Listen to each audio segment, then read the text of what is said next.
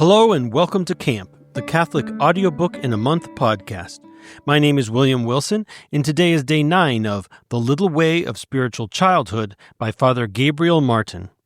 I will be reading Chapter 4, the second and third foundations of confidence. This corresponds to page 30 to 34 in the paperback. The second foundation is how love of God for us is a merciful love. And in this section, we're also going to hear about how St. Therese has a devotion to the gospel.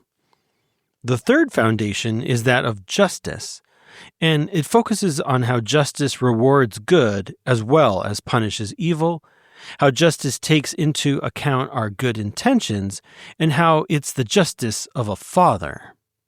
Let's get started.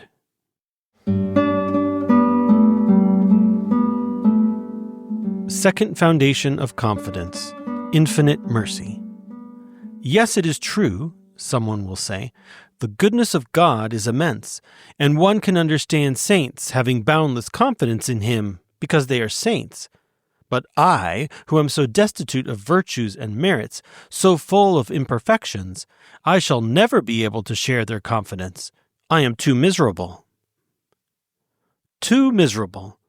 But do you then forget that the love of the good God for us is, above all, a merciful love, and that mercy is nothing else than that touching and mysterious attraction which, filling a heart with pity at the sight of misery, impels it to help, as it inclines towards all that is weakness to raise up again or to relieve, to heal a wound, to forgive an injury. A compassionate heart goes out instinctively to misery, and with the more eagerness and love, the greater the misery. For just as the heart of the ambitious never beats higher than when it sees new honors to be won, so too with the compassionate heart when it sees before it the deepest distress to relieve. Well, such is the heart of the good God, and such does it appear to us in the Gospels. One ought to take this beautiful book and read it over slowly, page by page. Oh, what touching things we learn there of the merciful love of the heart of Jesus. We see there how tenderly he was disposed towards every form of misery, towards poverty and sickness, weakness and suffering, towards death itself, and even towards sin. Sin, above all, which is the worst of all misfortunes. We see that the more lamentable the misery, the more touching always was the mercy. Saint Therese understood this well. She who night and day carried the Gospels upon her heart and never ceased to ponder them. A special grace had besides attracted her to them from her childhood, for very, very early she had a special knowledge of the divine mercy, and one may say that this was the great light of her life and the grace proper to her mission. No one, it would seem, was ever more attracted than she was to this infinite mercy. No one penetrated further into its ineffable secrets. No one better understood the immensity of the helps that human weakness can draw from it. The mercy of God was the illumining sun of her soul, that which to her eyes threw light upon all the mystery of God in his relations with man.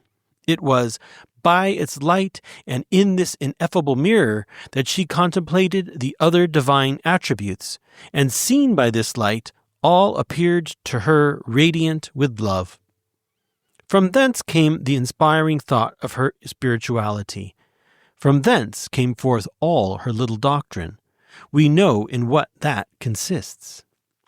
Confronting the divine giant of love and mercy, she exposes the immense weakness and utter helplessness of a very little child.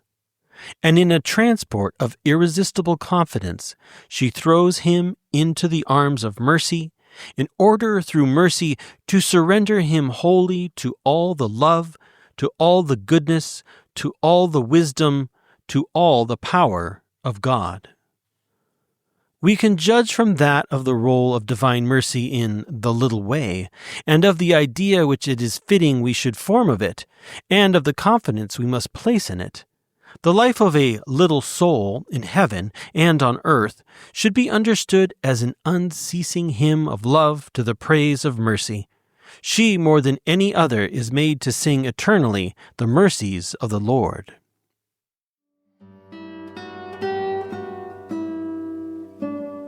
Third foundation of confidence, the divine justice. But someone will again object, in God there are other attributes besides mercy, and some of them very formidable. There is justice. The objection would certainly be grave if justice tended solely to severity, but it falls of itself when we consider that the property of justice is to render to each one that which is his due, and consequently to reward the good as well as to punish the evil.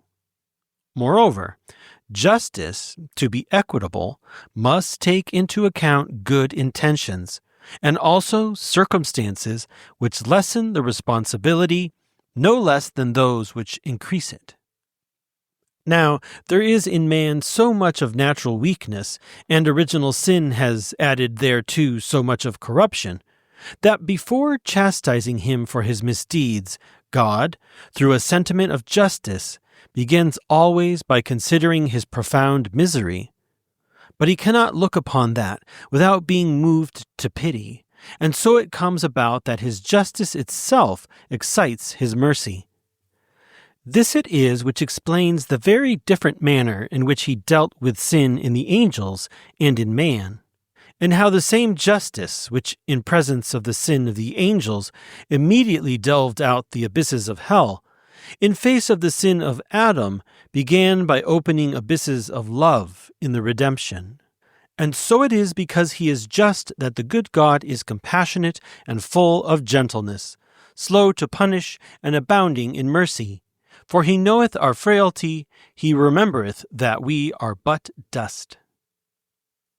Besides, since in redeeming us Jesus Christ has made grace to superabound where sin hath abounded, we have through him an incontestable right to the divine pity.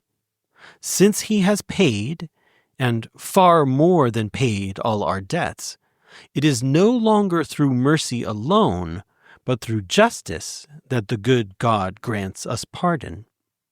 Such were the habitual thoughts of our saint. Therefore, the justice of God, no less than his other attributes, appeared to her all radiant with love. She hoped no less from it than from his mercy. So it is that this justice which frightens so many souls was for her a subject of joy and confidence. In God she saw above all a Father. And from the supremely equitable justice of a Father, infinitely good, what may a child well expect, who no doubt sometimes forgets himself, but who nevertheless tries to love as much as he can, and who feels that he is tenderly and deeply loved? Severity or tenderness? There is no room for doubt. If this Father were ever so little unjust, then the child would have reason to fear. From a Father perfectly just, he may, on the contrary, hope all things. And when this Father is God, the justice being infinite, confidence, too, ought to be without measure. Such are the true sources of supernatural hope. How after that could we restrict our confidence to the measure of merely human confidence? How could we set bounds to it?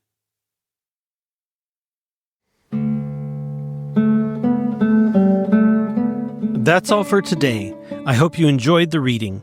Tomorrow I will read Chapter 4, Section 2, on practical consequences of these foundations.